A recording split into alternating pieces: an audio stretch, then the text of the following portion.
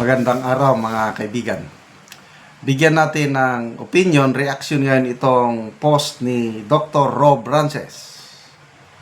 Tungkol ito sa Philippine Stock Exchange. Sabi niya, just in, the Philippine stock market is now the worst performing index among all global benchmarks tracked by Bloomberg. While Asia Pacific stocks surged 72% and Indonesia soared 82%. Kabaliktaran. Global na ito Grabing record. Legacy ng bagong Pilipinas. Ang dami na nating record, number 1. Number 1. Mamaya na natin yung record number 1. Basta tayo sa 10,000 people who reacted, 5,000 umiiyak, 3,100 nag-like, 1,200 galit.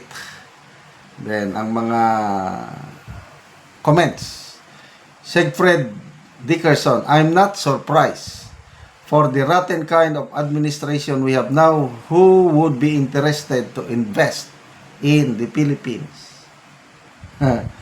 James Brown, but investors' confidence have been restored daw. Kasi nga, pahayag ng Pangulo, grabe ang Pangulo natin,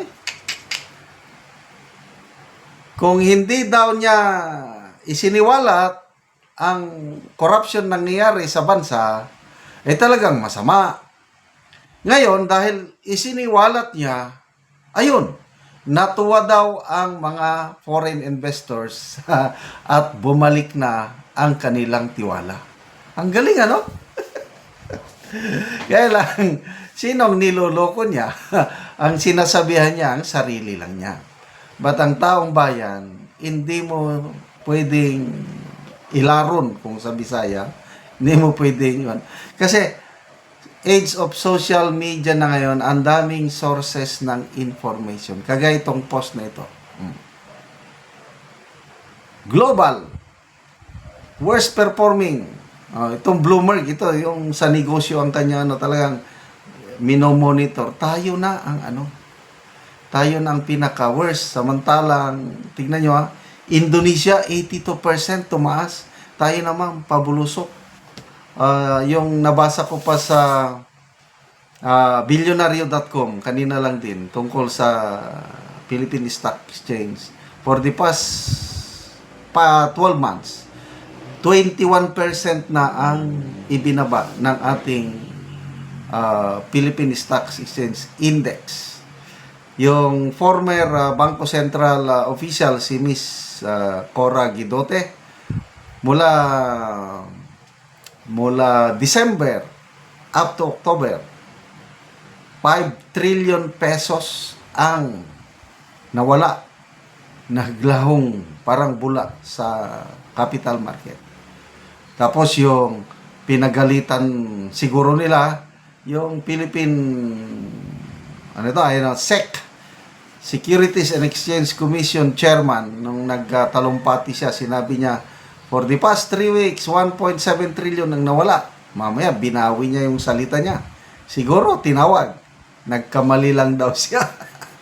But hindi mo talaga maluloko ang taong bayan na ngayon dahil ang sources ng information, napakadaling magkuha. Kaya, ay nako.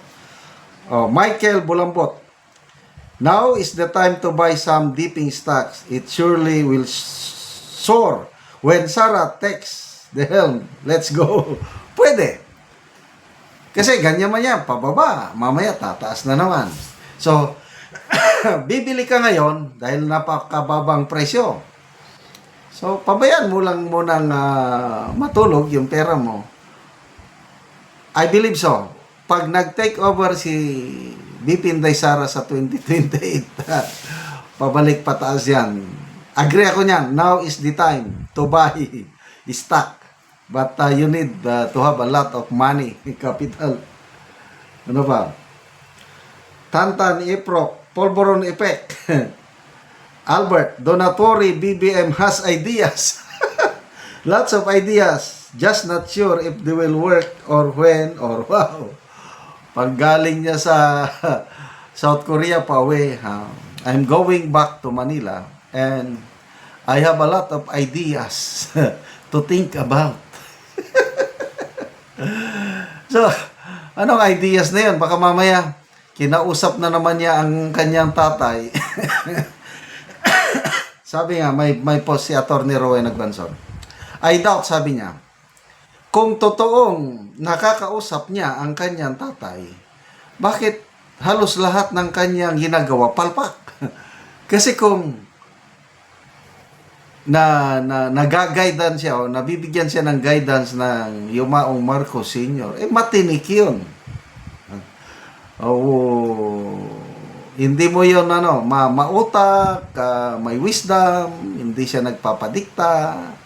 Dapat sana magaganda yung ginagawa nitong anak niya. Kaya lang wala kabaliktaran. Baka iba ang nag-a-advise sa kanya. Kaya may ghost advisor, may ghost president, may ghost project. Ayun.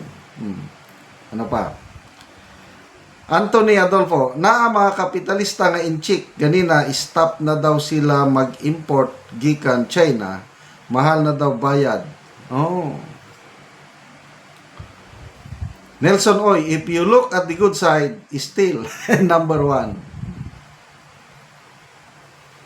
Agile Lane, I have a stock that's 62% red. Anak ko kung red, delikado na.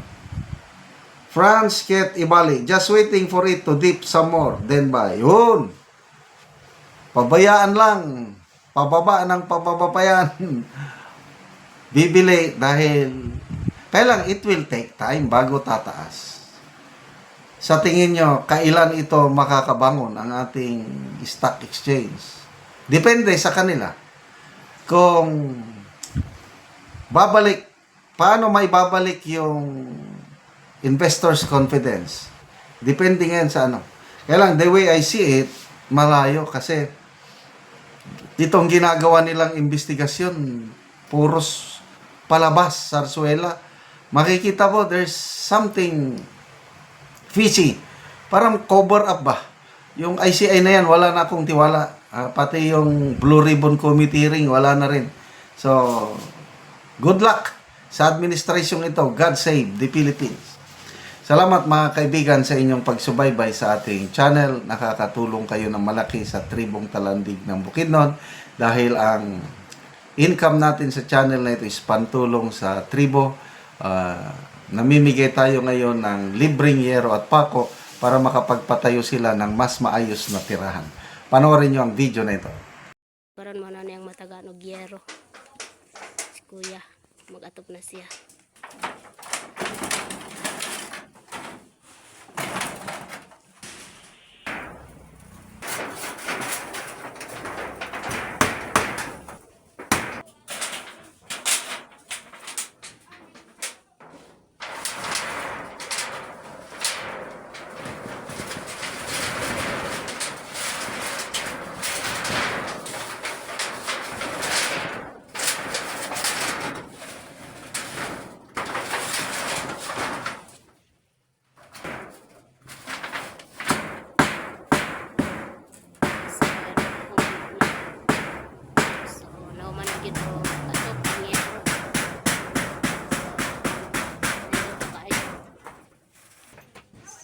Nagyod o atop ang yero nga balay ni Lola.